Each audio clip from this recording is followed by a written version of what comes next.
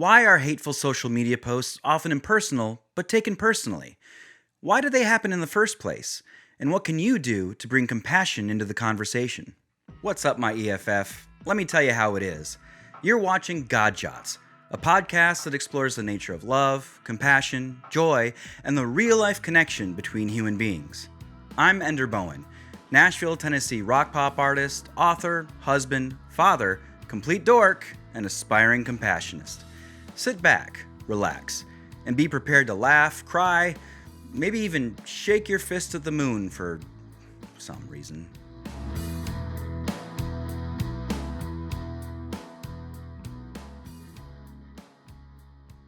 Ah, Facebook and Twitter, the contemporary bastions of all that is good and wonderful in the world, where people talk about love, compassion, and spread joy throughout our society as if it's simply second nature.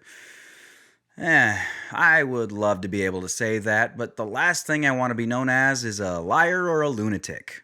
Well, maybe not the last thing. I'm sure there are labels that would be worse, but those two are right up there.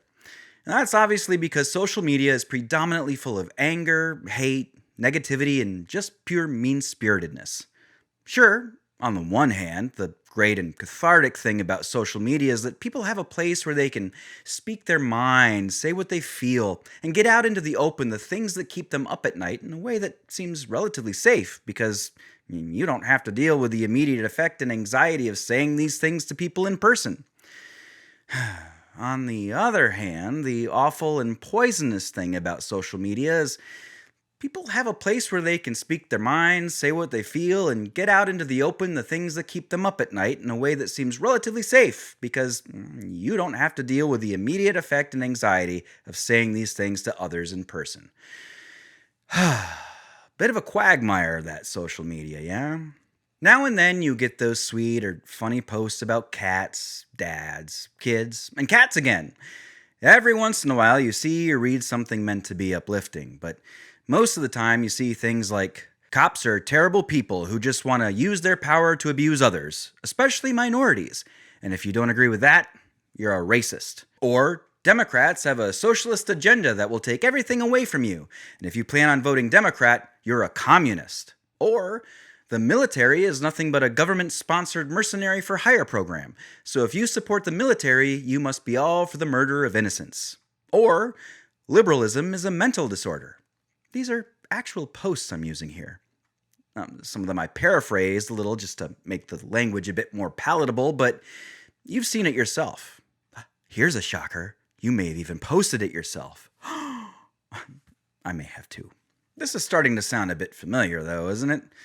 What is it you notice about posts like these, apart from the obvious negativity and hate, of course?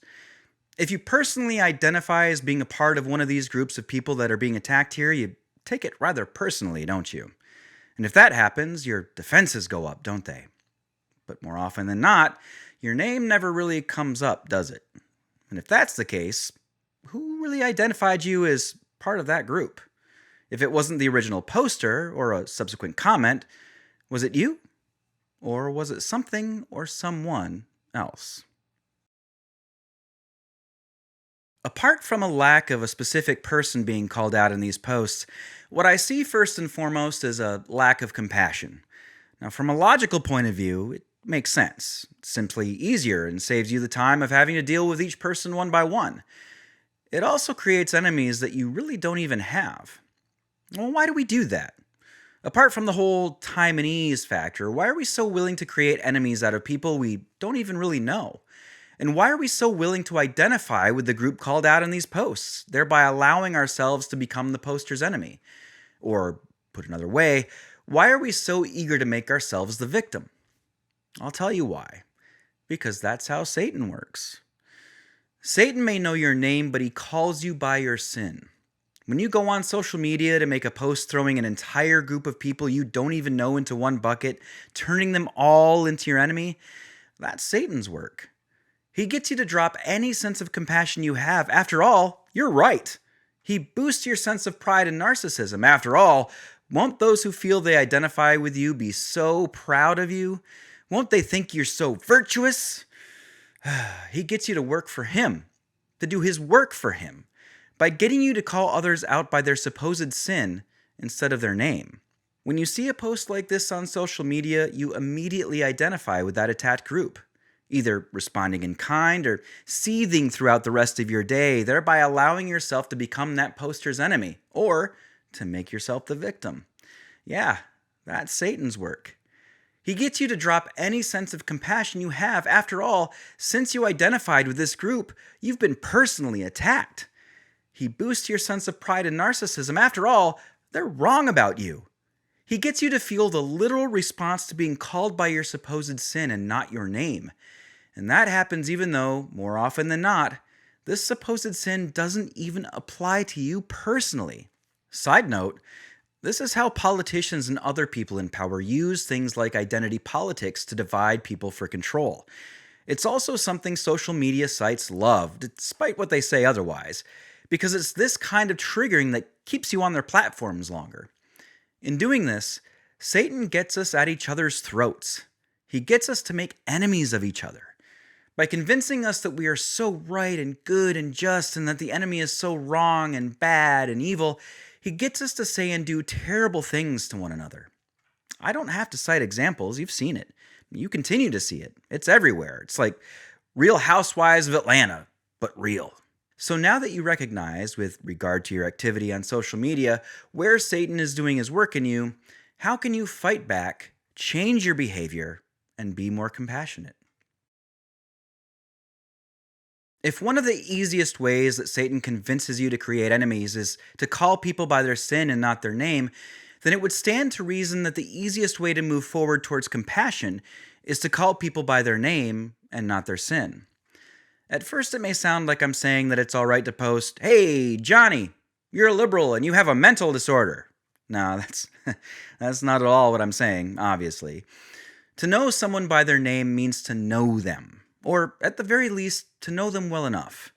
Yes, that may mean you know their supposed sins, their flaws, but you also know who they are and why they are. That's why something as simple as being known by your name at work rather than by a number or a metric has profound meaning. My name is part of my identity, and it's who I am, and it also suggests acknowledgement of my existence and my character. Does this sense of compassion feel rather familiar? If it does, I'll tell you why. Because that's how God works. Where Satan knows your name but calls you by your sin, God knows your sin but calls you by your name. He calls you by your name because you're far more than your mistakes, flaws, or sins, real or perceived. He calls you by your name because he knows you. And because he knows you, he loves you. You can't know a person and not, on some level, love them. That means when you post, it might come out something like, "Hey, Johnny, I know you're a liberal, but I also know you to be a good person with a good heart and good values. I know your experience in your life, and I know what brings you to the conclusions you've made. I don't agree with them, but I understand them." That sounds like more of a defense of someone, doesn't it? Doesn't sound like you've accused Johnny of anything at all. It almost sounds as though Johnny was accused of something by someone else, probably painted with that broad brush I spoke of. And although it's reasonable to assume by the above context that you might have identified with the group that accused him, you stood up for him anyway. This is because where Satan is the accuser, Jesus is your advocate. Jesus advocates for you, despite all your faults, because he knows you. He is compassion. It's reasonable to see how a post like the above is really in defense of someone else. If Jesus is the advocate, it's very much like he's become something of a lawyer on your behalf. So be the advocate. Be the lawyer on your friend's behalf. Better yet, be the advocate for those you don't even know. Act as if you know them, and act as if you love them. You may find you understand them much quicker. Satan's strategy works because I absolutely believe that we hate in others what we despise most in ourselves. More often than not, those things come from experiences in our past, maybe things we're not proud of, things that we might have done to others, or perhaps even things that others have done to us. In any event, there may be a very deep hang-up, even a trauma, lingering around these experiences that drives you to a very particular level of hate and focus, beyond what seems justified. We're not talking general, reasonable dislike or disapproval here. We're talking something on the level of obsession. The kind that can, if left unchecked, cause you to seriously hate another person, when in reality, what you really hate is something within yourself. Satan preys on that, even when aspects of it seem justified. And that sense of justice sometimes is where he can do his most vile work. After all, it's very easy to equate vengeance with justice and to behave as if you were acting in the pursuit of the latter, when what you're really doing is acting in pursuit of the former. But then you're throwing compassion right out the door. You know nothing of these people or what drives them to such behavior, not to a person. And in doing so, you become more apt to throw anyone who questions your disdain for them into the same bin, as if those people are part of the problem. You turn them into an enemy, rather than accepting them as a potential ally. Beyond that, your sense of hate-filled justice doesn't really attack the problem. It attacks your perception of it, or, in a sense, the problem inside you. The more you hate, the more subjective you become, and you never really defeat these people because you never truly understand them. You're more concerned with how much you hate them than you are with doing anything about them, despite how it may sound. That's the thing. Compassion is compassion whether you like it or not, whether the enemy deserves it or not. Compassion is not subjective. You don't get to choose who to be compassionate to. Compassion does its best work when it's at its most difficult. Even the vile and evil are loved by God as much as God loves you. The vile and evil didn't start out vile and evil, so what happened? Are you not, at the very least, curious? Personally, I love a good mystery, so let's be honest. What you're really doing is ignoring your own sins here. You're perfect. It's everyone else that's the problem. Yep, Satan. There's definitely change that needs to be had in the world, but that change outside needs to happen inside first. So the next time you want to post something angry and hateful, no matter how right or justified you think it is, stop. Remember what Satan is doing inside you. Remember that he wants you to make enemies. Remember that he wants you to lose friends. He wants you isolated and alone and lonely, ready to do terrible things in your own self-loathing. It's much easier for him to get you when you've no one else around to protect you.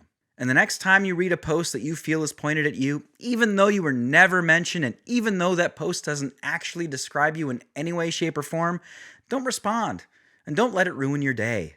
Remember what Satan is doing inside you. Remember he wants you to feel personally attacked.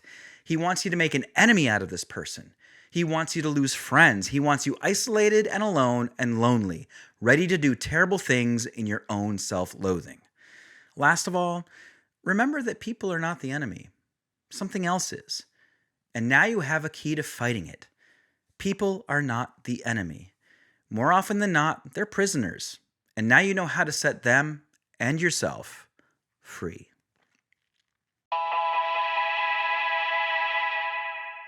All right, now it's your turn.